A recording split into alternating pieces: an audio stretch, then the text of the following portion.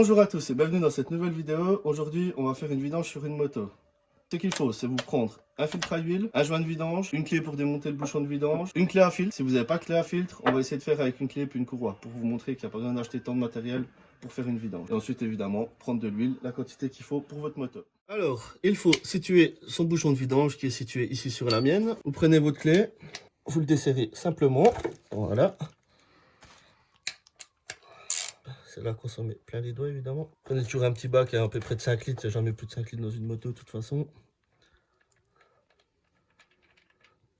Et voilà. Donc vous la laissez couler jusqu'à temps qu'elle soit vide. Vous pouvez même la faire tourner un petit peu avant qu'elle soit chaude. Ça coule toujours mieux. Hein. Okay. On a toujours vérifié un petit peu sur les bouchons aimantés si on n'a pas trop de limaille. Comme ici, vérifiez avec votre chiffon. Toujours le nettoyer un petit peu, ça vous en enlève. Bon, il y en a un peu, c'est normal. Voilà, comme ça. Bien le nettoyer. Ensuite, prenez un petit tournevis plat pour enlever le joint qui est souvent collé.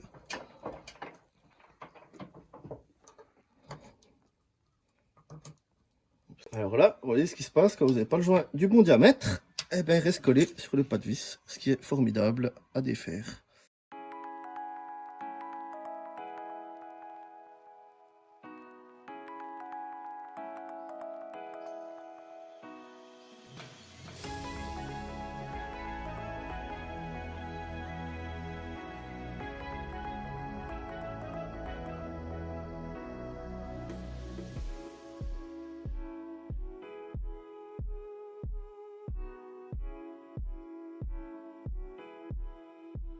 Donc là, après avoir bien galéré à enlever un joint qui n'était pas le bon, quand vous avez le bon joint, normalement, voilà, il va tout seul dedans. Pareil pour la repose, moi ce que je conseille toujours, c'est, vous voyez le joint, il y a deux parties. Il y a une partie plate qui est ici, et vous avez une partie avec genre une petite ouverture, ça c'est la partie qui va s'écraser. Moi ce que je mets toujours, c'est la partie plate contre l'écrou, et la partie qui va s'écraser contre le carter. Ça vous êtes sûr, il n'y a pas de souci pour ça. Alors, pour enlever le filtre à huile, on n'a pas tous forcément des clés à filtre comme ça, qui sont assez bien, ou les cloches spéciales dessus. Une petite technique à l'ancienne. Prenez une courroie, vous l'enroulez autour du filtre à huile, vous prenez une grosse clé. Alors, j'ai pas essayé avant. Vous venez vous mettre ici, vous plaquez bien votre clé ici, et vous tournez. Et voilà.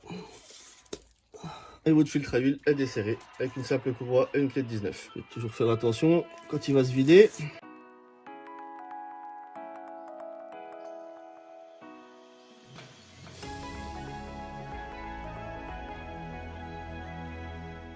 Alors, une fois pour remettre votre nouveau filtre à huile, vous prenez un petit chiffon, vous nettoyez bien votre portée, qu'il n'y ait pas de saleté évidemment.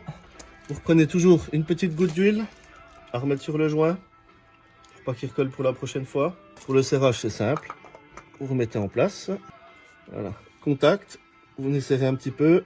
Alors ensuite, serrez à la main, ne serrez jamais avec une clé, sinon jamais vous allez arriver à l'enlever. Une fois qu'il est bien plaqué, on tend un petit coup et voilà, notre filtre est mis en place.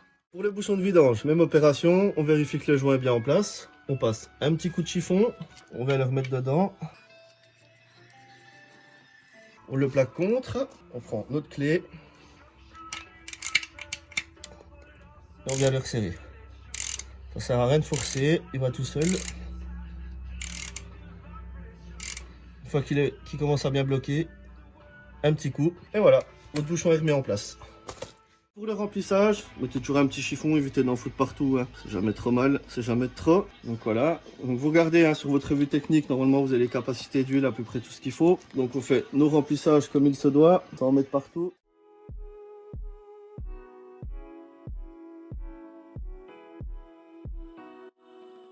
Voilà, là j'ai juste enlevé les étiquettes pour pas faire de la pub, parce que de toute façon il n'y a pas de sponsor. Donc j'ai pas besoin de leur faire de la pub gratuitement. Après, pour l'huile à utiliser, vous regardez bien sur votre revue technique, vous avez vos indices.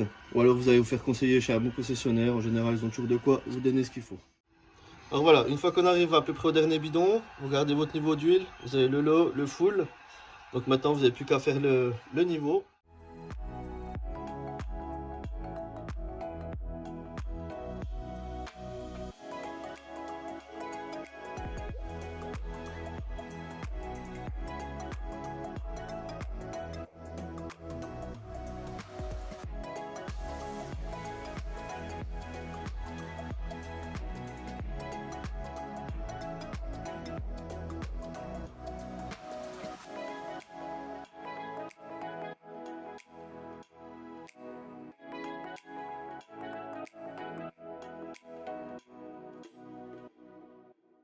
Alors, une fois que vous avez votre niveau au maximum, surtout ne dépassez pas au-dessus parce qu'il y a des pressions dans les moteurs. Si vous mettez beaucoup trop d'huile, ça va mettre en surpression. Ça sert à rien, c'est un coup à péter des joints ou quoi que ce soit. Mettez au niveau full. Ensuite, vous faites un petit démarrage de moteur. Je ne vais pas vous le démarrer tout de suite, ça on le garde pour la fin, pour avoir le beau bruit du moteur. Vous la démarrez, vous la faites tourner 1 minute. Vous coupez votre moteur et vous allez voir votre niveau d'huile va être descendu. C'est le temps que ça remplisse le filtre à huile, que ça refasse un petit peu tous les conduits. Une fois que ça c'est fait, vous remettez votre moteur droite et vous remettez votre niveau au max. Et voilà, votre vidange est terminée. Une fois que tout ça est terminé, votre bouchon d'huile, vous le remettez en place. Pour le serrage, ça sert à rien d'aller trop fort. Vous le mettez en butée, vous resserrez un petit peu. Une fois qu'il est coincé, c'est terminé. Voilà, cette vidéo est terminée. J'espère que ça vous a plu. J'espère que la dernière vidéo vous a plu aussi sur les pannes électriques. Pour la prochaine vidéo, on va faire l'entretien du kitchen. Pour la stocker cet hiver, vu qu'on est en confinement, on a le temps. Je vous dis à bientôt. N'hésitez pas à lâcher un petit like, à vous abonner et à bientôt.